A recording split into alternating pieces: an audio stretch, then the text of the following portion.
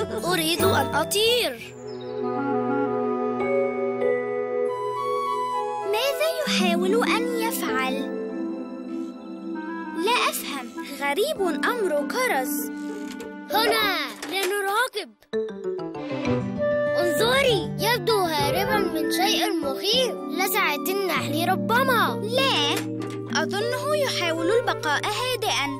كيف هذا؟ إنه يحرك ذراعيه كفراشة خائفة. لنعرف ما به. مهلا. أولا لنفتح هذا الصندوق. وجدته خلف الباب في الصباح. إلى روزي ورمبا. لم يكتب اسم المرسل. ماذا فيه يا ترى؟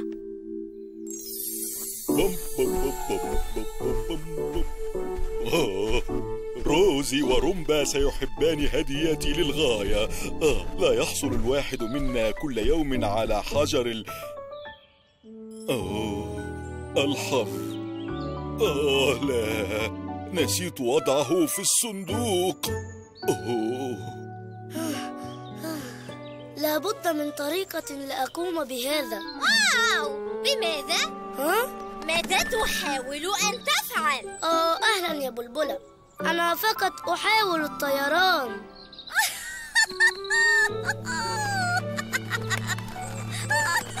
كرز الطائر. توقفي يا بلبلة.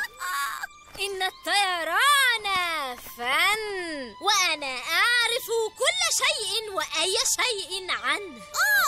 والآن كف.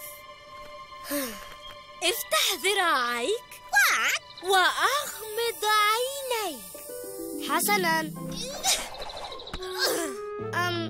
ماذا تفعلين؟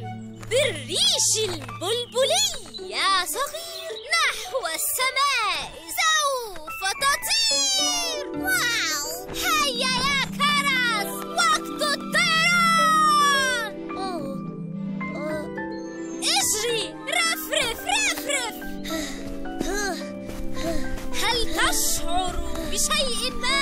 نعم، أشعر أنني فاشل. واو واو واو واو. هل وجدت شيئا؟ لا. هذا غريب. كرز جالس في حديقتنا. ويبدو حزينا للغاية. هيا بنا يا رومبا، علينا أن نفهم ما يحدث بالضبط.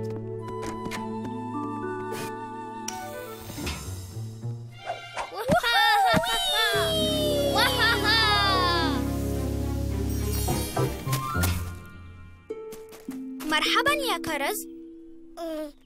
أهلا روزي. أهلا رومبا. ما المشكلة؟ أنا فقط أريد أن أطير. هل هذا كثير؟ ربما. استخدمت ريش بلبلة العجيب لكنه لم ينفع. كم أنا إنسان فاشل.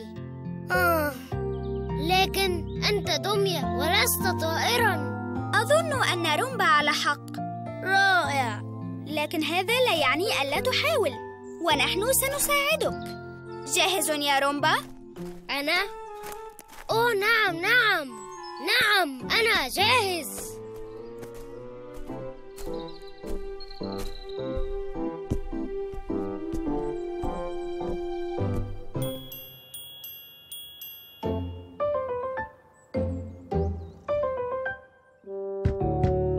مرحبا روزي. رومبا. ليس هنا. والآن كيف سأعطيهما حجر الحظ؟ لابد من طريقة لتحقيق أمنياتك. المنحوس دائما منحوس حتى ولو طار بالفانوس. للأسف ليس لك جناحان كالطائرة. رومبا، أنت عبقري حقا. هيا اتبعاني. إلى أين؟ إلى مصنع الطائرات.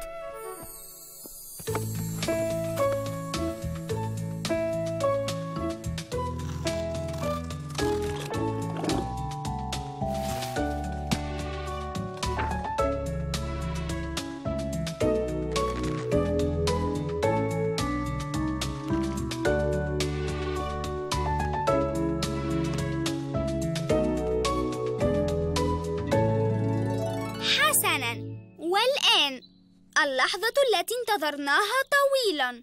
رومبا تفضل. أقدم لكم كرز، الولد الطائر. جاهز؟ جاهز. مهلا. ما الأمر يا بينون؟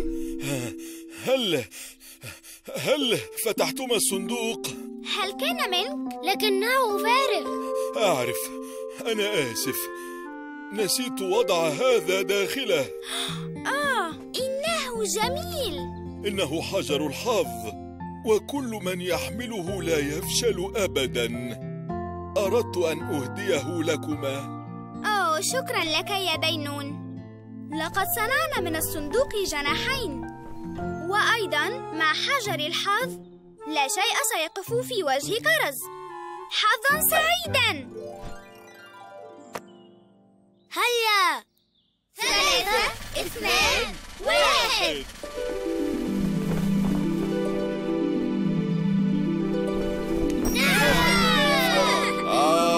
رائع. كرز يطير.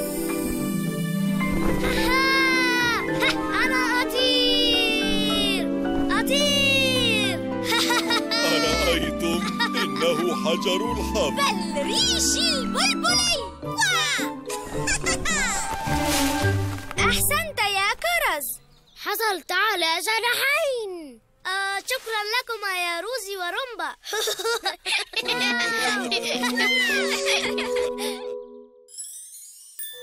مجلة رومبا. أتحبين سيارتك يا روزي؟ نعم، أحبها.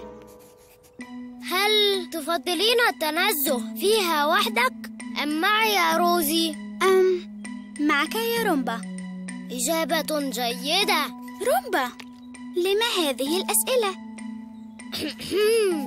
أنا أعد مجلة أخبار، مجلة الأصدقاء، وأنت أول خبر فيها. اسمعي ما كتبت. روزي زيتت العجلات فصارت في كل الجهات. ما رأيك يا روزي؟ جميل جدا يا رومبا، لكنه ليس مدهشا. إذن ماذا عن هذه؟ روزي تزيت عجلات السيارة وتطير من حارة لحارة. يبدو هذا أفضل يا رومبا، ولكن ما المميز في ذلك؟ ليس ممتعا. صحيح، لكن لا أعرف أن أكتب شيئا أفضل. بالتأكيد تستطيع. ابحث عن قصة جديدة، تجول في المكان، اتبع أنفك، اكتب أحداثا يحب الجميع قراءتها. أنت محقة يا روزي. هناك أخبار رائعة ومشوقة في مكان ما، ورومبا سيعرفها. يمكنك الكتابة عني أيضا.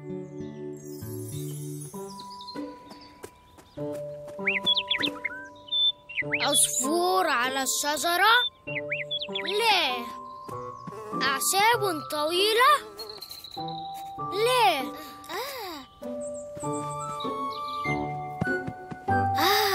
تبدو تفاحة بينون ناضجة جدا.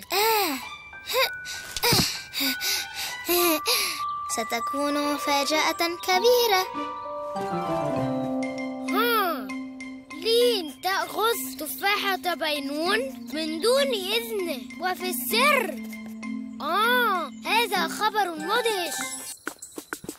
جاهز يا فكري؟ مرحبا.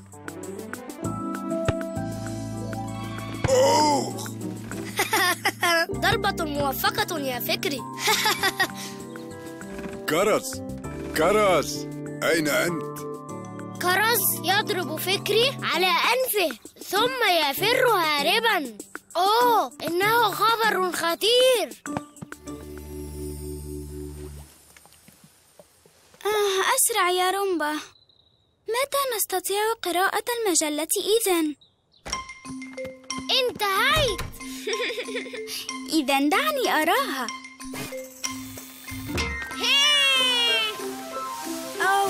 أخيرا يا رومبا. المجلة للجميع. أوه رومبا، هل نوزع المجلات في سيارتك كالمجلات الحقيقية؟ فكرة رائعة يا رومبا. هيا نوزع المجلة.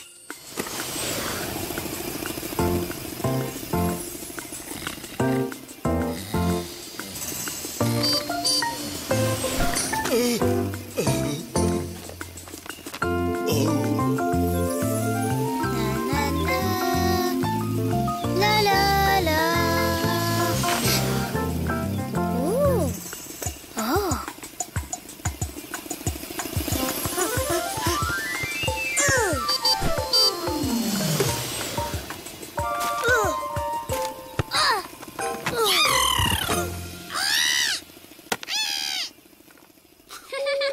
بسرعة يا فكري، هيا اقرأ لنا. مكتوب هنا: بلبلة قالت إن الشجر غبي. يا للوقاحة. هل أنت متأكد يا رومبا؟ بلبلة تحب الشجر، فهي تستريح وتنام فوقه. كتبت ما سمعت كلمة كلمة. لكنك كتبتها كحكاية خيالية. لا، بل كخبر. أوه، انظرا، الجميع قادم نحونا. إنهم لا يبدون سعداء. هاي، إنهم جميعا يحملون مجلتي. هل ألقي نظرة الآن؟ تفضلي. أوه يا رومبا، ماذا فعلت؟ رومبا، أوه، لم أقل إن كل الشجر غبي، فقط تلك الشجرة التي أوقعت العش. فهمت. وأنا لم أضرب أنف فكري وأهرب وأنا أضحك عليه. كان حارس المرمى وصد الكرة بمهارة. نعم، فعلت. أحسنت. كتبت أنني سرقت تفاحة بينون. ولم تفعليه؟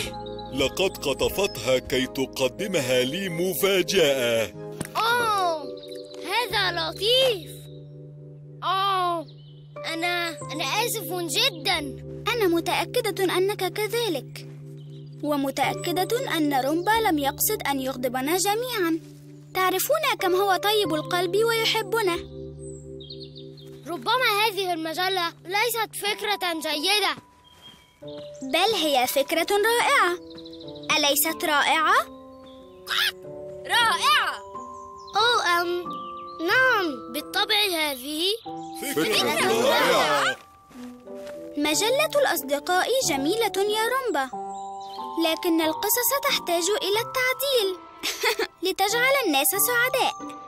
نعم، كتلك المجلات المضحكة. هذه فكرة رائعة يا روزي. هيا يا روزي، لنصدر مجلة جديدة. أمرك يا رئيس التحرير.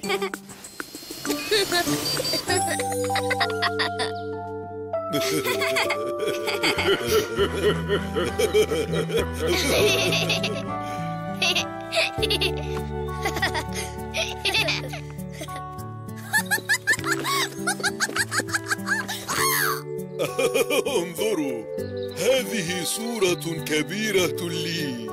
كبيرة جدا، قصصنا الرأس. أنت ضخم حقا. وهذه نقطة. قال الأستاذ: يعيش السمك في الماء، فقال التلاميذ: يعيش يعيش.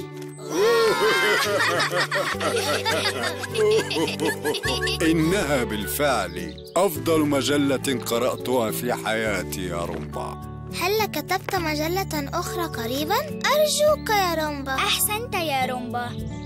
نعم، أنا أحسنت. ليلة مخيفة.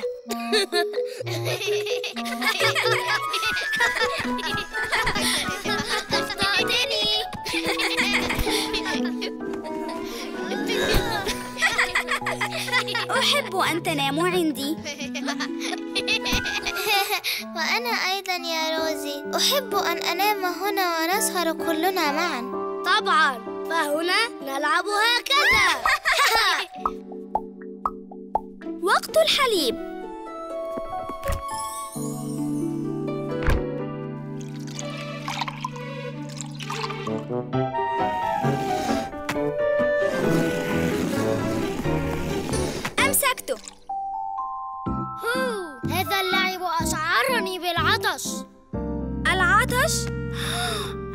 الفتاة، نسيتها. لابد من أنها عطشانة أيضا. هيا تعالوا لنسقيها. استعدي يا رومبا. انظروا، إنها أفعى. لا أخاف من الأفاعي. ولا أنا. هيا يا رومبا. أفعى مصاحبة.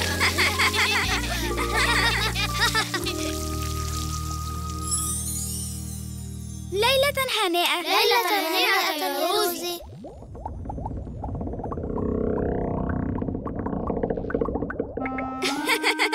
هيا توقف يا رومبا. لم يكن أنا.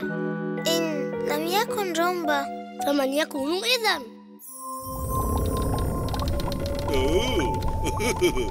هذا الصوت مضحك. من يصدره يا ترى؟ صوت؟ لا لم أسمع شيئا. ربما روزي تعرف من أين يأتي هذا الصوت.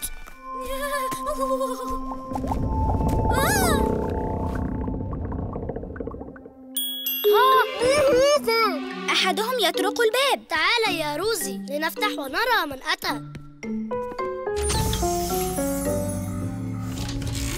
من بالباب؟ نحن يا روزي. أهلا يا بلبلة. أهلا يا بينون. هل سمعتم الصوت الغريب؟ نعم، أليس مضحكا؟ لكني لم أسمع شيئا. الآن سمعت. أتساءل من أين يأتي؟ لا أعرف. لنكتشف هذا.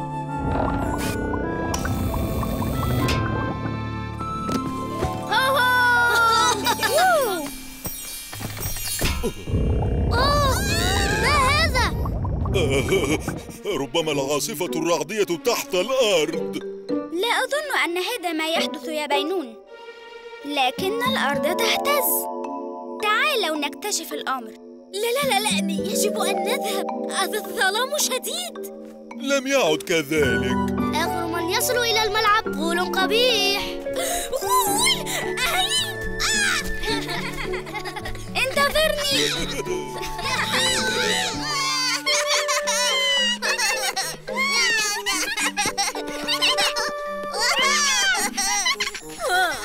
حبات البلوط هي سبب الضوضاء. لكن صوت حبات البلوط منخفض، وهي لا تستطيع هز الأرض أيضاً. وكيف ينام فكري رغم الصوت القوي؟ ماذا؟ أين؟ من؟ أوه، أهلا بكم. ماذا تفعلون هنا في هذا الوقت؟ إنه منتصف الليل. لم نستطع النوم. صوت غريب ومرتفع يتردد في الأرجاء. لقد اعتقدنا أنه الرعد أو وحش. أخبرني، ألم تسمعه يا فكري؟ لا، أخبروني كيف هو. إنه تقريباً هكذا.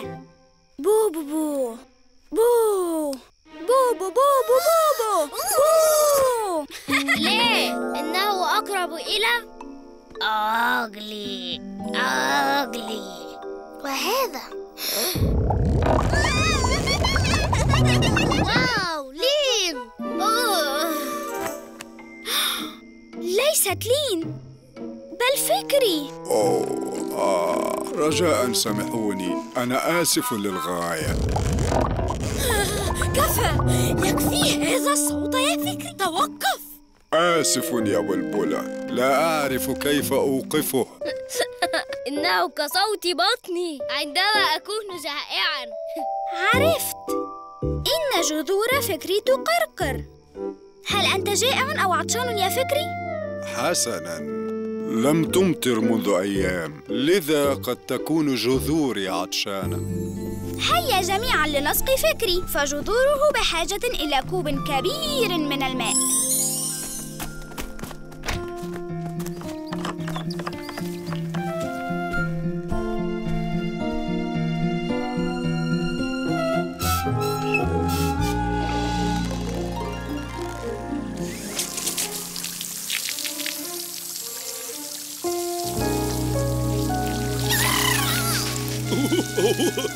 آسف يا بلبلة. يكفي هذا يا بينون، دوري الآن. أشكركم جميعاً. أشعر بتحسن كبير. لن أصدر أصواتاً تزعجكم أو تحرمكم من النوم. وبالمناسبة، ألا تشعرون ببعض النعاس؟ بلى، أنت محق يا فكري. ليلة هانئة. ليلة هانئة لكم. روزي. نعم. جيد أنني لا أملك جذوراً لأنني أجوع كثيراً. لكن لو شعرت بالجوع كنت سأكل طعاماً كثيراً. ليلة هانئة يا رومبا.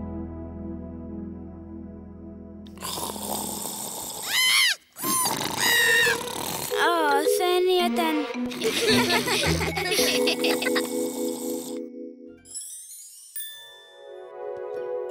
كنز القرصان. إلى البحار. جهزوا السفينة.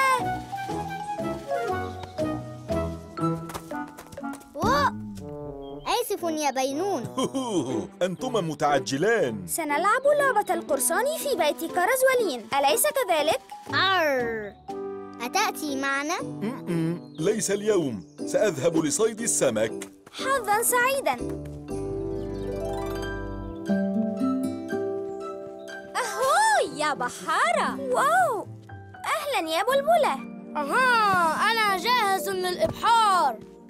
القرصانة لين في خدمتك يا روزي. لست في خدمة روزي يا لين، أنت في خدمتي. أنا القرصان القبطان. اتبعوني جميعاً. بلبلة، أنت ببغائي. أنا بلبلة ولست ببغاء، وأيضاً لما لا أكون أنا القبطان؟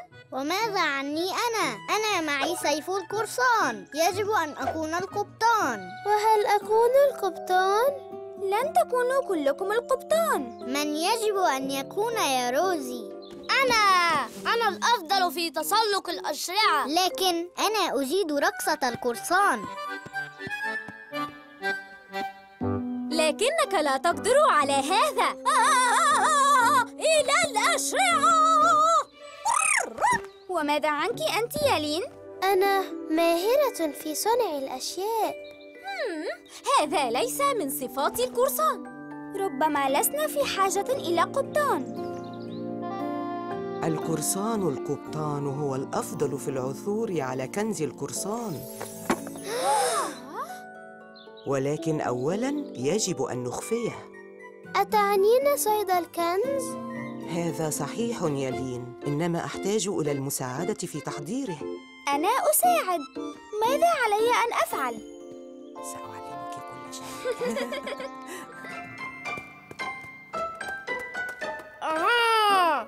هذا هو الدليل. أطير عبر الفضاء وليس لي أجنحة. أطير من دون أجنحة. إن هذا ميل. إلا إذا كنت في الأرجوحة. بالفعل، مكان الأرجوحة. إلى الأرجوحة يا لين. كرز، قبعتك. أرأيتم؟ 4 دوائر. انظروا، ها هو الدليل التالي. إنه سياج وبداخله ثقب. سهل المتاهة. هيا بنا. ما أجمل هذه اليعسوبات. أهلاً. الكنز.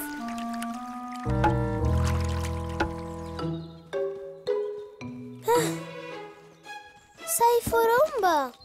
لكن أين رومبا؟ وأين الجميع؟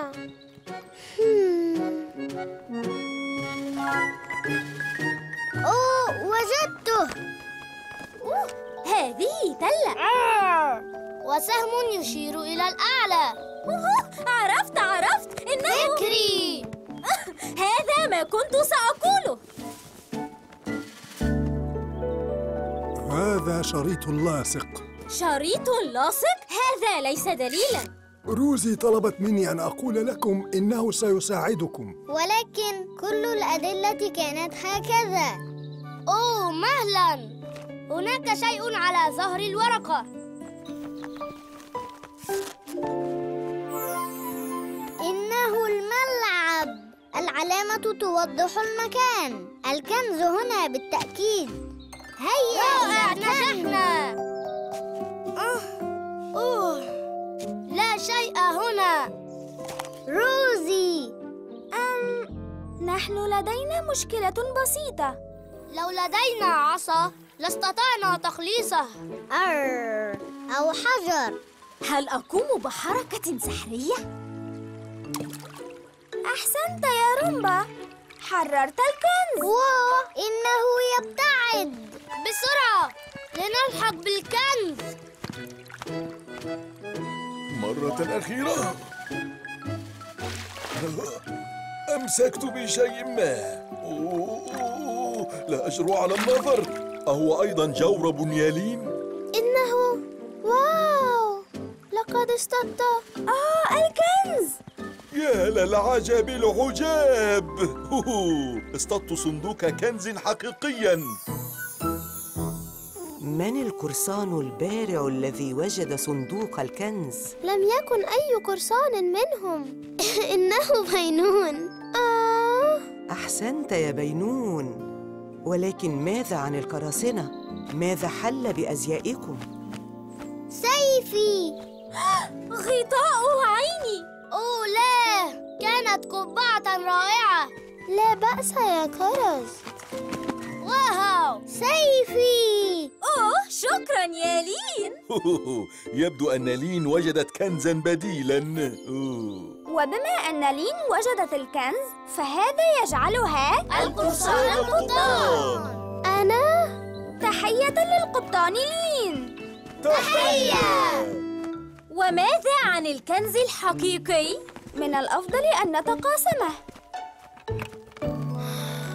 واو.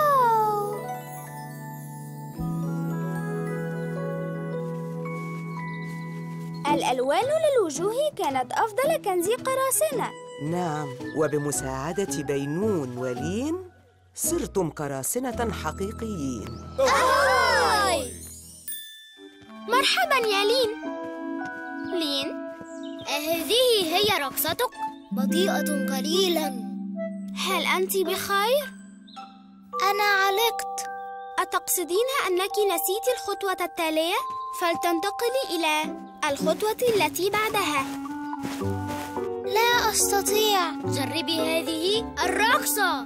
أعيدي الرقصة من البداية، ستتذكرين بسهولة. لا أذكر البداية أيضاً. لا أستطيع الرقص. أوه، لا تحزني يا لين، نحن سنساعدك، أنا ورومبا. هيا قلديني. هيا جربي هذه الرقصة الآن. هذه لا تنفع يا روزي. لنجرب رقصة الأمواج. رقصتي أنا. رقصتي. أنت عبقري يا رومبا. ليس على لين تقليدنا، بل يجب أن تتذكر رقصتها الخاصة. لكني لا أتذكر كيف كانت رقصتي. عربة سندريلا جاهزة يا لين. وهذه لتبهر الأمير والحضور. ما الأمر؟ لقد نسيت لين رقصتها. لا مشكلة، سأعلمك رقصة الفتى البهلوان. تبدأين بالتأرجح.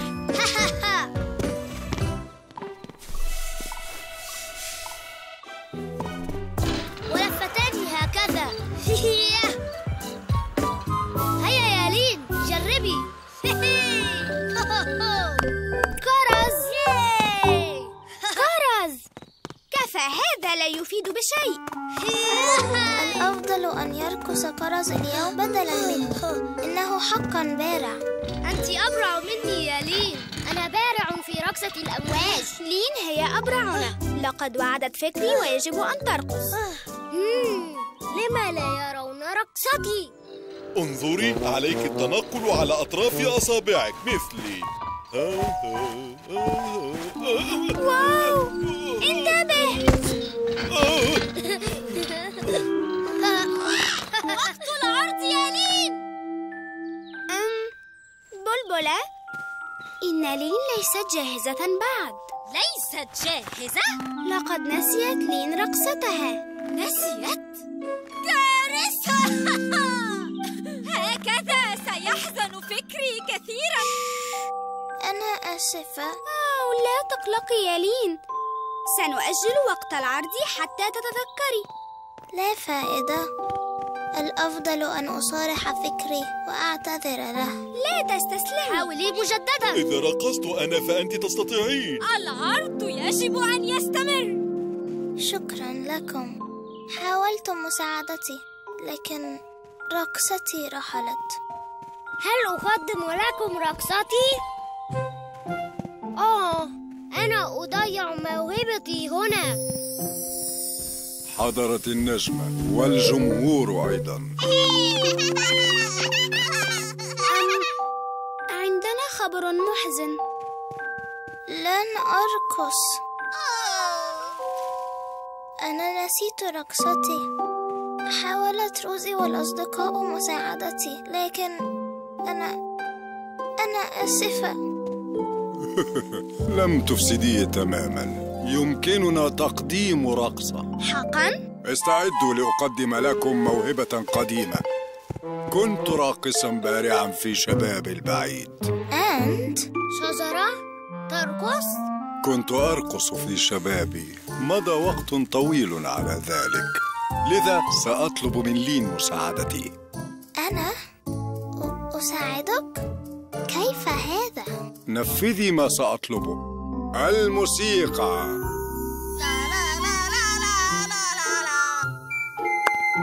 سأتمايل مع الإيقاع. لين، أنا أريدك أن تهزيني لأبدأ. هكذا، والجهة الأخرى رجاءً. لنرى إن كنت أذكر حركة الأغصان. هذا ممتع. والجهة الأخرى. أنا لن أتمكن من القفز. اقفزي بدلاً مني يا لين. انظري يا رومبا، لين ترقص. لين تذكرت رقصتها. أنا تذكرت رقصتي. كيف حدث هذا؟ الرقص فن ممتع. حين ترقصون استمعوا فقط إلى الموسيقى وانطلقوا معها. لا تفكروا إلا في الموسيقى. أتسمحين لي؟ اسمحي لي بهذه الرقصة. هيا! إنها استعراض الدببة. والأمواج وروزي ترقص. الأمواج يا عصفورة!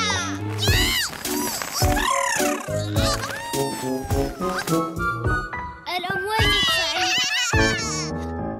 لا توجد فائدة.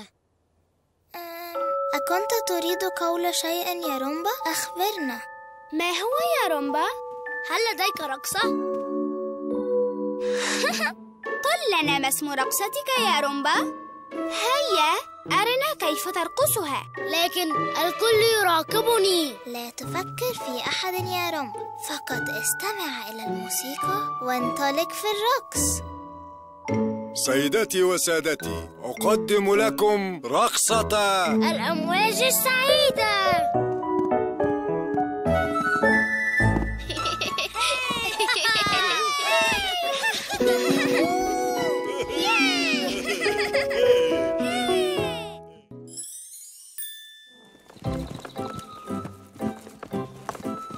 هذا مكان مناسب للتخييم. لكنك قلت هذا عن الملعب وساحة التنزه. آسفة، هذا هو فعلا المكان الأنسب لننصب الخيام. يوهو! يا له من مكان! ماذا؟ هل تتوقعون مني أن أسكن هنا؟ لا، هذه خيمة الأولاد. أنت في الثانية.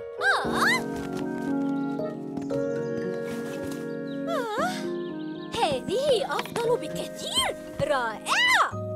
شكراً. ولكن لا مكان لأبسط جناحي. هيا لنخرج إلى الطبيعة، هناك المكان أوسع. ما أجمل النجوم، ما أجمل القمر، في قلب الطبيعة كم يحلو السهر. خارج الخيمة مع الأصدقاء نخيم ونعزف ويعلو الغناء.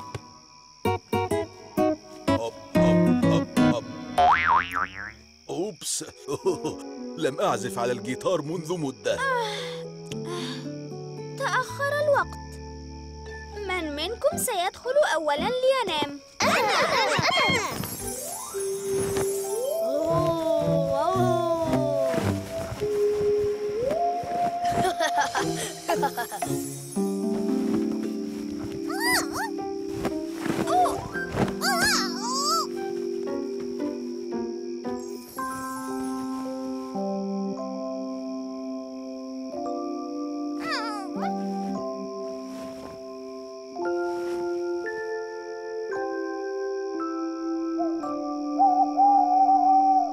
ما هذا؟ بومة، أو ربما هذا وحش. لا توجد وحوش في الواقع يا كرز.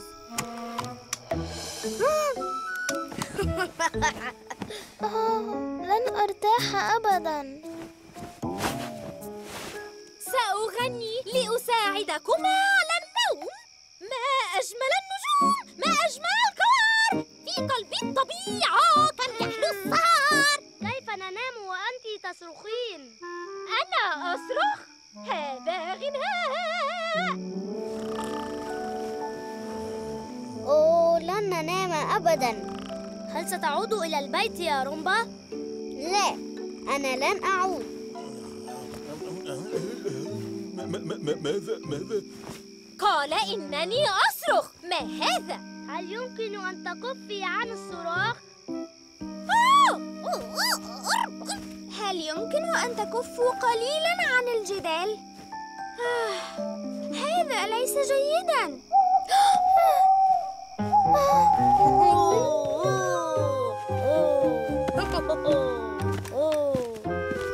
مرحباً يا رومبا. مجرد صوت غريب، لا داعي للخوف. أنا لست خائفاً. جيد جداً، أحسنت يا شجاع. أين كرز؟ أظن أنني أعرف. اتبعيني.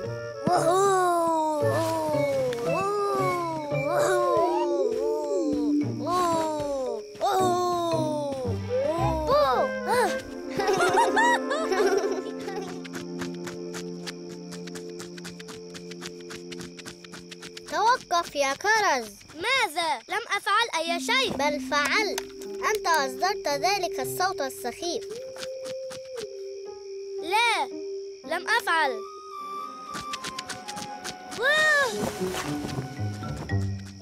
أنا لن أخاف من هذا الصوت أبداً.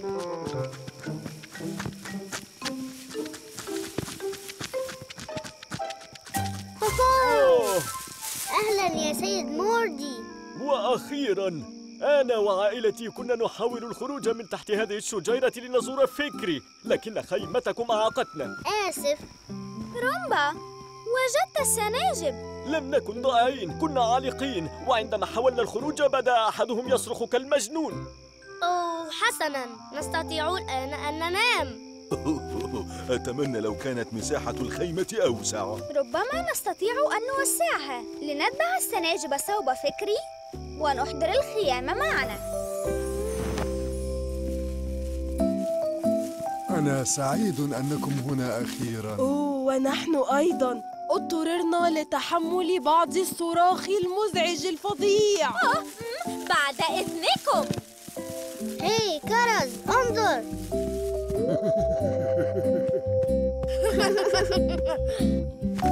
أوه، بيتي أنا. لا مكان أفضل منه.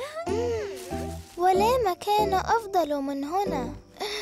إنه أكثر مكان مريح نمت فيه. واستطعت أن أنام في الخارج مع أصدقائي. ليلتكم الأولى في الخارج، ولكنها ليلتي الأولى في الداخل. الآن فهمت ما عنته أرزة. لا تنسوا أن تنظروا إلى الأعلى. وصلتنا هدية. كرز يتقدم، السرعة القصوى. سأسبقك لأنني أسرع منك يا كرز. هيا هيا هيا.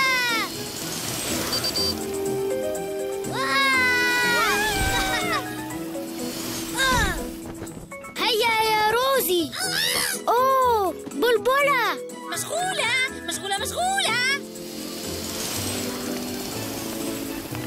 هاي، أنا ربحت. ياي، بل أنا البطل. رومبا، من فاز؟ أنا لا أعرف. المفروض يا رومبا أن تراقب. لقد فعلت، لكن في النهاية لا يهم راقبت أم لا. أنا فزت. روزي، ألن نحضر البسكويت اليوم؟ أتمنى لك الحظ في صنع الحلوى، وإلا يا روزي أحدهم ستؤلمه معدته. لكنني فزت.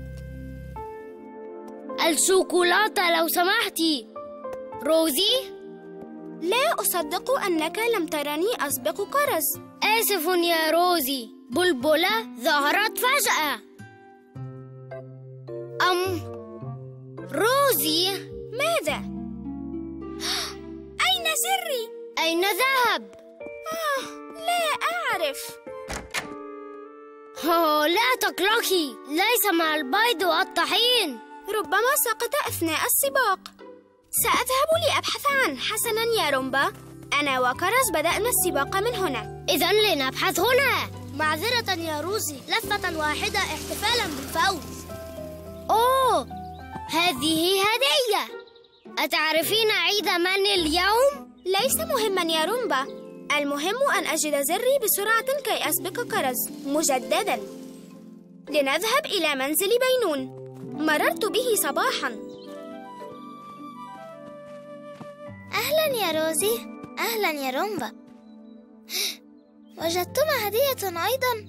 انظرا. جيد، لكنني أضعت زري. منبهي المفضل اختفى. ودبدوبي بوني. أحدهم أخذ أغراضنا يا رومبا. هذا يحتاج المحقق رومبا. إذن بينون، أنت فقدت منبهك. متى اختفى بالضبط؟ لا أذكر، لم تكن معي ساعة. أوه، ليتني أحضرت البسكويت. التحقيق متعب ويشعرني بالجوع. انتبهوا. كفي. هذا تحقيق مهم جدا. أنا سأحاول. حلوى.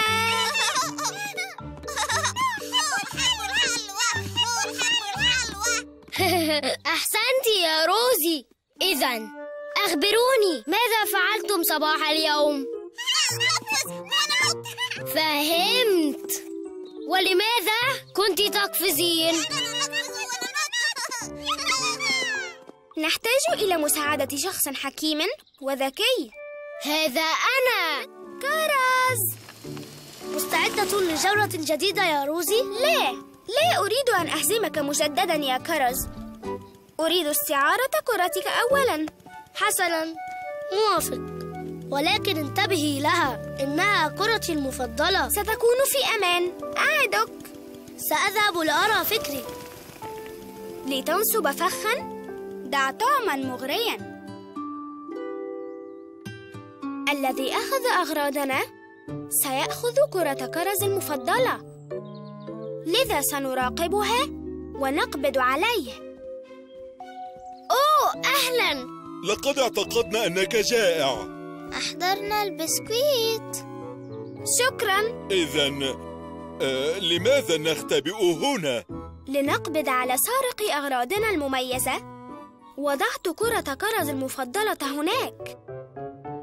أي كرة؟ لقد اختفت. أوه، كرته المفضلة. روزي، وعدتِ أن تحافظي عليها. أعرف، سأشرح له الأمر. أتمنى ألا يصرخ في وجهي. اختفت، لكنها كرتي المفضلة. أنا متشائم للغاية منذ هذا الصباح.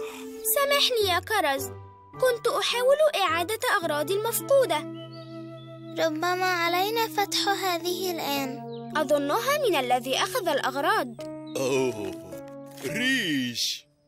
إذن لو عرفنا من عنده ريش غزير سنعرف من أخذ الأشياء. ما هذا الصوت؟ كأني أسمع صوت منبهي. إنه قادم من...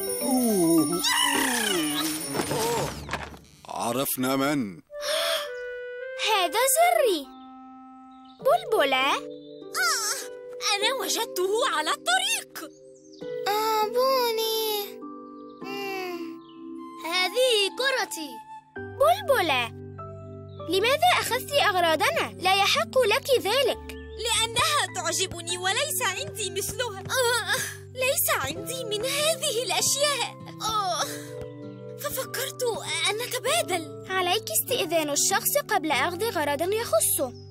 أعرف، وعرفت أنني لا أملك شيئا مميزا إلا ريشي، وحين بادلتكم به فقدته كله، حتى الاحتياطي. كم أنا حزينة.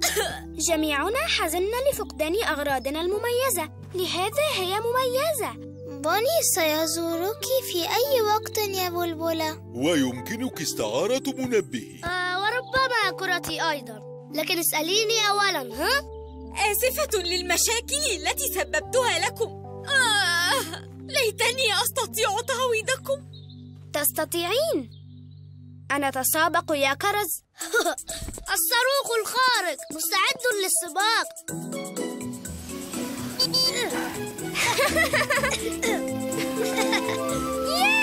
أنا قادم.